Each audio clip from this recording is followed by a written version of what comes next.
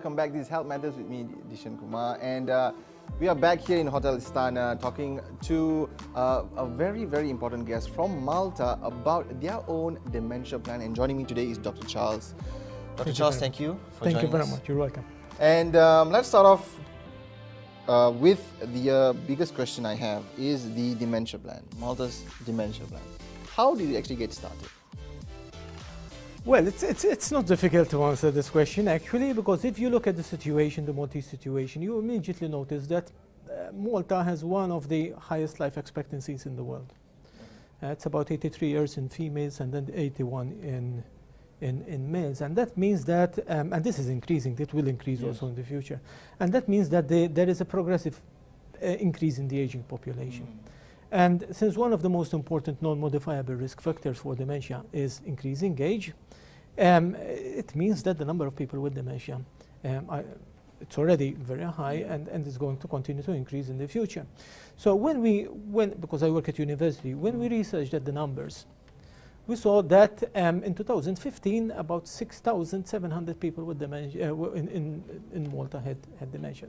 It looks like a small number, right? 6,700 is not much compared to other countries, obviously, but that equates to 1.5% of the Maltese population. Exactly. Based on the population number, at the moment, it's about 7,000 something, so it's about 2% of the population. And this is going to increase even further, reaching about 3.5% by 2050.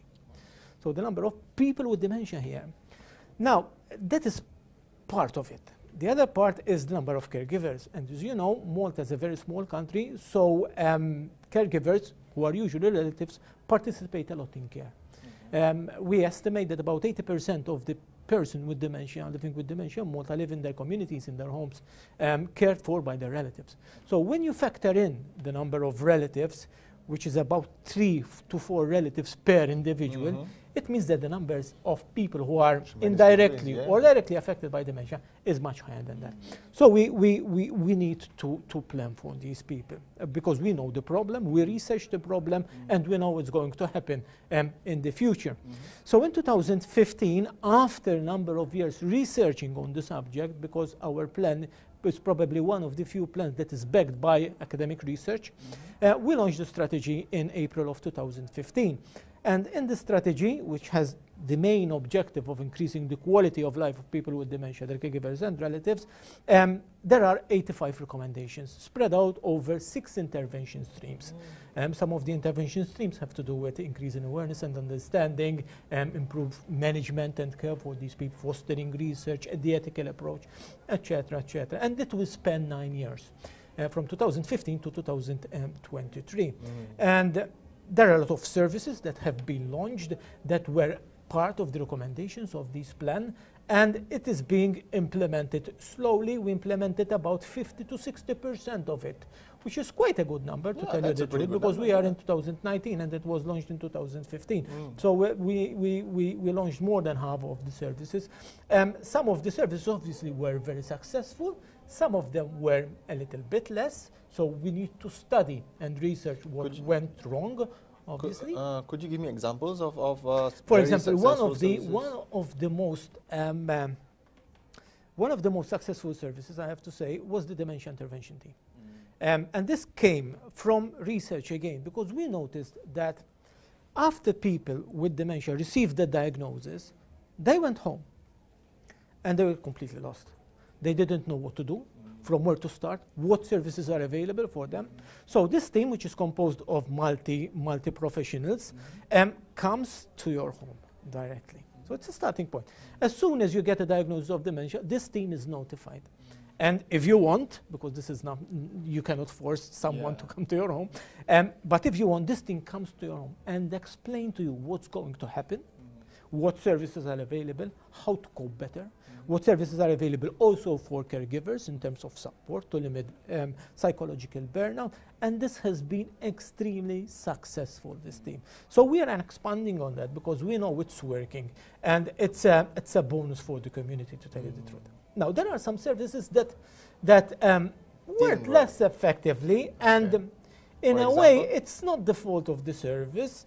But the fact that one of the major problems in Malta, as in many countries, we don't have enough workforce or people who are trained in this particular area. Okay.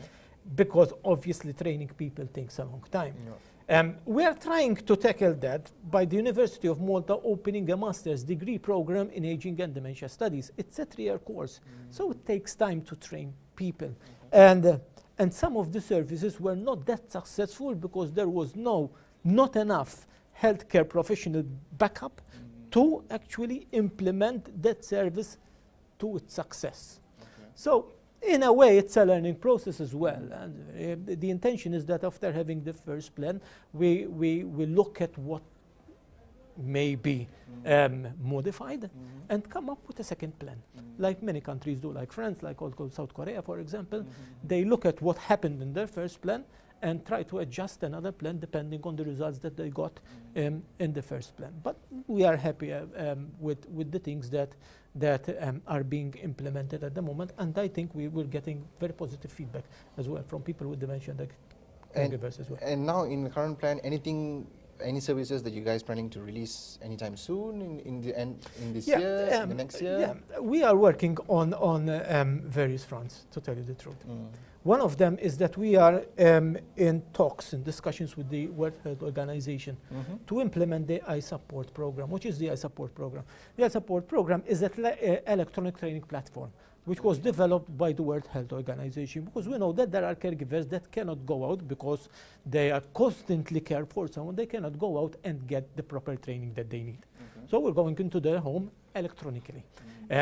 Almost everybody in Malta has a computer at home, so they can log in and get the necessary training by a program which was developed by World Health Organization, by an international government. That is one of them. Another thing that we are working on are what are known as dementia ambassadors. These are people who go and preach dementia everywhere, in each and every corner of the Maltese islands. And this also, the effect of this would be that you enforce dementia-friendly communities. Because finally, the main aim up there in my dreams is to have a dementia-friendly nation. But we need to work on that. So these dementia ambassadors go out and train people, making communities dementia-friendly. Another initiative is the launch this year, next month, actually in September, of the Dementia Awards, because the Maltese society and the Maltese government recognizes the work that these people do. There are different categories. There are 3 categories: one for caregivers, one for excellence, and one for professionals, so that these people get awarded, not that they need to get awarded, but to recognize their work in their particular profession, in their particular field, in their caregiving experiences as well. Another thing which I have to say I'm very proud of is that the WHO will be organizing a regional workshop on dementia in Malta. This is going to happen again in September. That's something that should make us proud, and I'm very proud of that, to tell you the truth. All right. Let's move on, and maybe we can talk about Malta being a very small country. Shows you guys have a dementia plan. Shows that it doesn't matter how small the country is. It's about getting the right people together, getting the right mentality together, and nothing is impossible. Exactly. What about the impact that Malta wants to create worldwide? Because we're talking about this global impact of such a small country helping their aging population so well with all the services. Do you find that other countries are looking at you and saying, wow, we actually need to do something about our own population? I think in the affirmative, I think yes. I think if Malta made it, everybody can make it. It's a small country with very limited resources, I have to say, and with limited financial budget as well. But we made it, and we made it because we studied the need. I told you before we launched this strategy, we went out to the Maltese population. We looked at the need of the Maltese society with respect to dementia.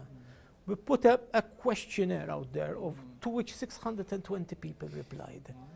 So we knew what they need. So all we needed to do is, as you said, get together a group of people who are really interested and really wanted to make change and do something. And you start slowly. You don't think big at first. You start slow, and you try to expand. And again, as I told you, if Malta made it, everybody will do. All right. And I wish you all the best. I wish Thank you Malta very all the much. best. And all the best to your future projects, and we were talking about earlier about pilot projects coming up and things like that. All the best to you, and I'm really happy to actually have you here today. Thank you very much. You're very welcome. And thank you for watching. This has been Health Matters. I hope this interview, this session, this episode has given you an insight of what Malta can do. It doesn't matter how big the country is. It's about getting the right people together and also having that common goal, and anything is possible. So please join me in the next episode. This is Health Matters with me, Dishen Kumar. Goodbye.